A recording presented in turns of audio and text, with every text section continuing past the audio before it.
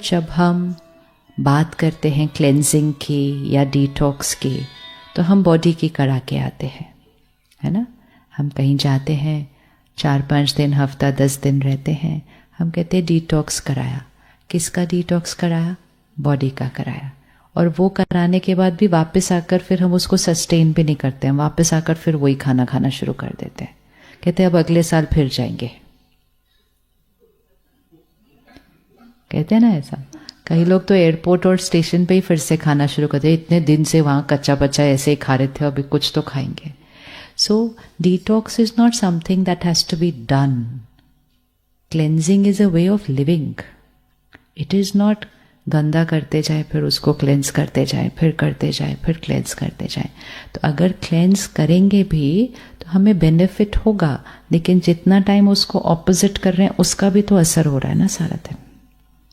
सो spirituality हमें ये नहीं सिखाती कि डिटॉक्स करना है, ये सिखाती है कि वैसे ही रहना है। We have to live that way. It is not something that has to be done once in a while. It has to be a way of living. Way of living हमारे गट का और mind का direct connection है connection? है connection. जब हम school में थे और एग्ज़ाम के एक दिन यहीं कुछ कुछ होता था, यहाँ नहीं होता है। कहाँ होता था? यहाँ ही होता था। अगर पब्लिक टॉक पहली बार देने जा रहे हैं, इंटरव्यू पहली बार, तो यहाँ ही कुछ तो होता है।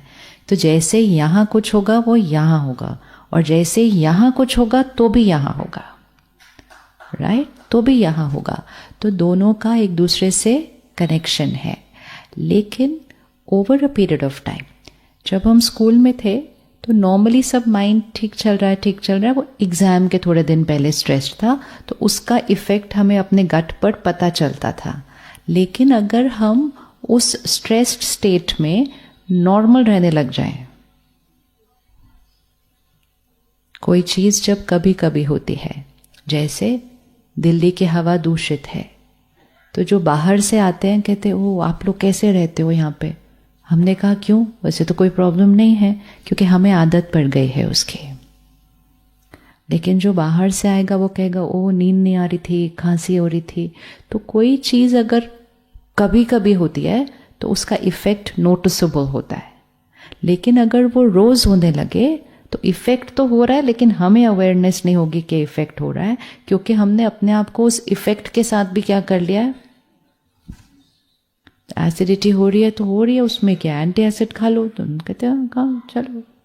तो हमने उस इफ़ेक्ट को भी क्या कर लिया, एक्सेप्ट कर लिया है। लेकिन हम उसको एक्सेप्ट कर भी लें, इसका मतलब ये तो नहीं है कि जो हो रहा है वो हेल्दी हो रहा है, वो नहीं हो रहा है। तो अब दोनों में से किसको चेंज करना है? इसको करना है या इसको करना है? कौन सा ज़्यादा ईजी है? अच्छा, माइंड को चेंज करना ज़्यादा ईजी है कि खाने पीने को चेंज करना ज़्यादा ईजी है? किसको चेंज करना ज़्यादा ईजी है? और अगर दोनों को थोड़ा थोड़ा कर लो तो दोनों चीज़ें ईजी हो जाएंगी।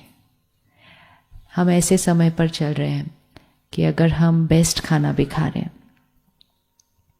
तो भी वो कहाँ से आया, कैसे ग्रो हुआ, it's not completely in our control, unless आप खुद ही उसको ग्रो कर रहे हो, खुद ही हर चीज़ कर रहे हो।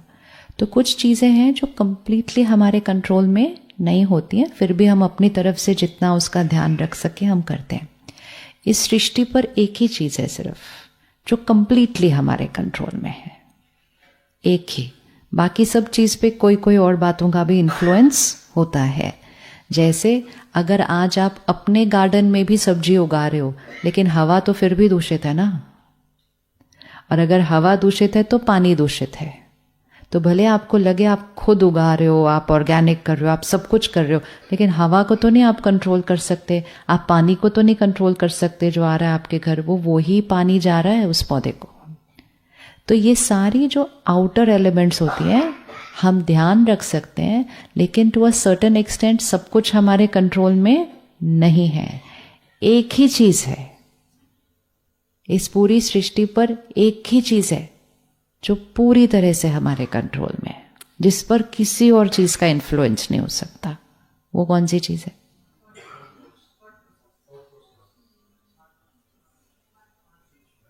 हाँ, जिस पे ना हवा का असर होता है, ना पानी का होता है, ना लोगों का होता है, ना सिचुएशंस का होता है, उसका कंट्रोल सिर्फ किसके पास है?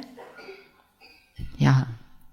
लेकिन उसको ही हमने कह दिया कि ये हमारे कंट्रोल में नहीं है, तो वो चीज़ें वैसे ही कंट्रोल में नहीं थी, जो है उसको कह दिया वो हमारे कंट्रोल में नहीं है, तो ओवरऑल हमने कह दिया nothing is in my control now.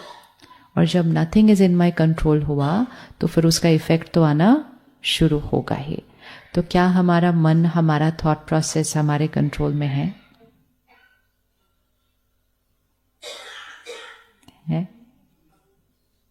नहीं।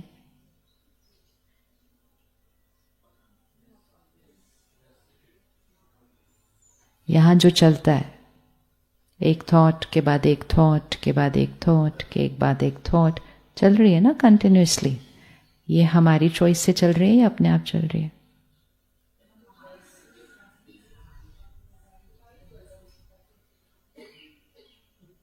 ये थॉट्स कौन चला रहा है?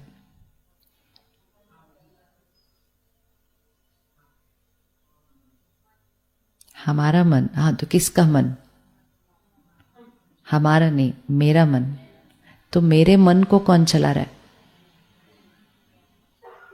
मेरा मन चला रहा है, तो मेरे मन को कौन चला रहा है? क्या थॉट चल रही है वो कौन डिसाइड कर रहा है?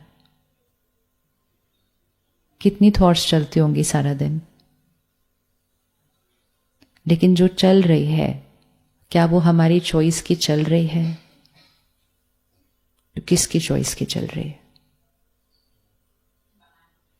एनवायरनमेंट की चॉइस से चल रही है।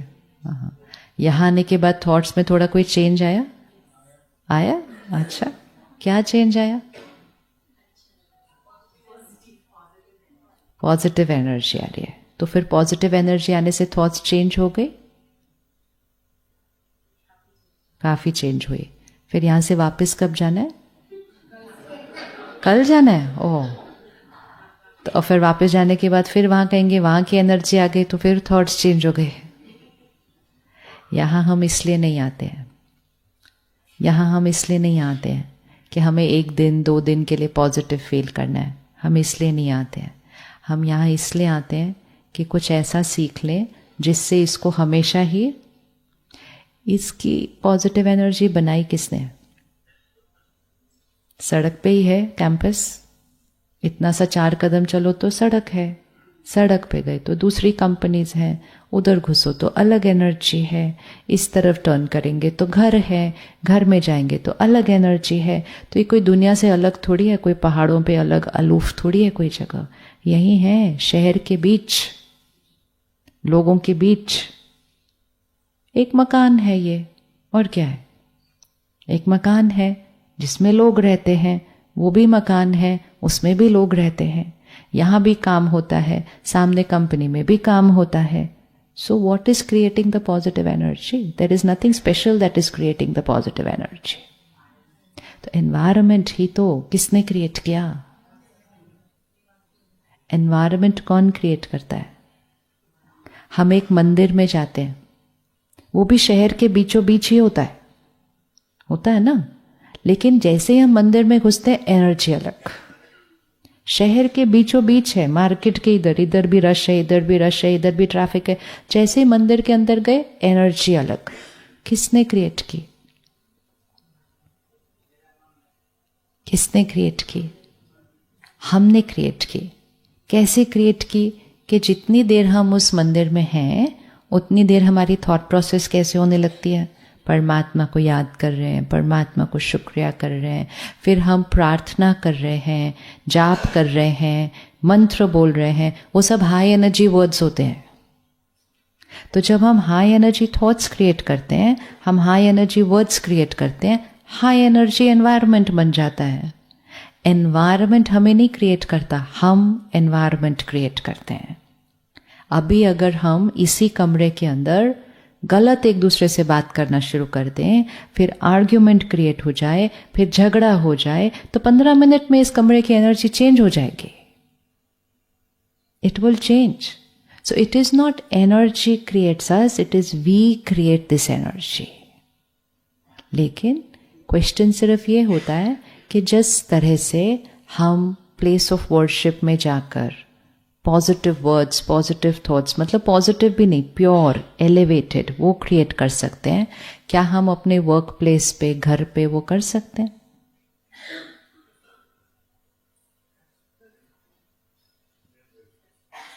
कर सकते हैं। जो वोकैबुलरी हमारी प्रेयर की होती है, प्रार्थना की होती है, क्या वो सारा दिन की हमारी भाषा बन सकती है?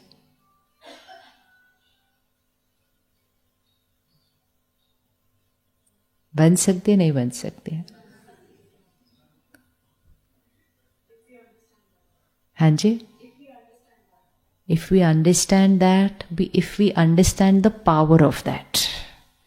जब आप यहां बैठे हैं तो सिर्फ इस पर नहीं असर हो रहा है, आपकी बॉडी पर भी असर हो रहा है उसका, आपकी बॉडी पर भी असर हो रहा है इसका, क्योंकि हम हाई वाइब्रेशनल प्लेस के अंदर बैठे हुए हैं। अब यहाँ पर हमें पॉजिटिव असर हो रहा है, ये हमें दिखाई दे रहा है, लेकिन हर रोज हम पर नेगेटिव असर हो रहा है, वो हमें नहीं दिखाई देता है, क्योंकि हम हर रोज हैं उस एनर्जी के अंदर। जैसे अभी हम यहाँ से अगर बाहर जाएं कोई और जगह पर, हमें फर्क दिखाई देता है कि साफ हवा है, लेकिन यहाँ रोज हैं तो गलत नहीं लगता है। जहां हम रोज होंगे हम उसके साथ क्या हो जाते हैं? अडेप्ट हो जाते हैं।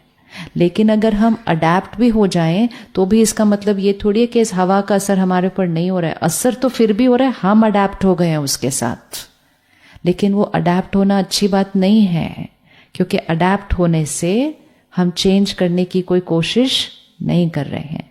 तो एक चीज पक्की करनी है, अगर यहाँ की पॉजिटिव एनर्जी मेरे माइंड और बॉडी पर असर कर रही है, इज अ प्रूफ कि वहां की ऑपोजिट एनर्जी भी मेरे माइंड और बॉडी पर असर कर रही होती है। चलो ऑफिस में तो बहुत सारे और लोग भी होते हैं, घर की एनर्जी कौन क्रिएट करता है? हमारे घर की एनर्जी कौन क्रिएट करता है? अगर हम हर रोज टोटल कितने घंटे होंगे हम घर पे रात को सोने के लिए? सुबह 1-2 घंटा, शाम को 1-2 घंटा। अगर उतने घंटे भी आपने हाई वाइब्रेशनल एनर्जी में आप रह लिए, आप बाकी के 8-10 घंटे बाहर बहुत आराम से हैंडल कर लेंगे। अगर आपकी रात की डीप स्लीप एक हाई एनर्जी स्पेस में हो गई, आप अगले दिन कोई भी क्राइसिस हैंडल कर सकते हैं। तो इम्पोर्टेंट ये नहीं है ओ पर ऑफिस में ऐसा है, पर दुनिया में ऐसा है, वो सब छोड़ दो। घर तो अपना है ना, घर तो अपना है, उस घर के अंदर वो कमरा तो अपना है। चलो घर भी बोलेंगे नहीं, पर वो लोग, चलो कमरा तो अपना है। अपनी स्पेस की रिस्पॉन्सिबिलिटी लेना शुरू करते हैं कि मुझे अपनी स्पेस कैसे बनानी है? High vibrational space. तो क्या हम अपने घर की एनर्जी को हाई वाइब्रेशनल स्पेस बना सकते हैं? बना सकते हैं। उसके लिए हमें क्या करना है? सिर्फ किसको चेंज करना है? थॉट्स एंड वोकैबुलरी, भाषा। पॉजिटिव थिंकिंग का मतलब ये नहीं होता है हाँ ये हो जाएगा, हाँ ये हम कर लेंगे, ये पॉजिटिव थिंकिंग नहीं है। सिर्फ पॉजिटिव थिंकिंग मतलब मेरी हर थॉट एक प्योर हाई वाइब्रेशनल थॉट होनी चाहिए। मेरी हर थॉट में जो हर वर्ड है, थॉट भी 3-4 वर्ड से बनेगी ना। सपोज मैं यहाँ आकर कहूँ ये कमरा बहुत अच्छा है, ये मेरी थॉट है। This room is beautiful is my thought, but this room is beautiful has 4 words, has 4 words in it. तो प्योर एलिवेटेड एनर्जी अर्थात मेरा हर वर्ड, उस हर वर्ड के अंदर एनर्जी कौन सी होनी चाहिए? इसीलिए जब हम कहते हैं Om Shanti, it's a high energy word. It is saying I am a peaceful soul.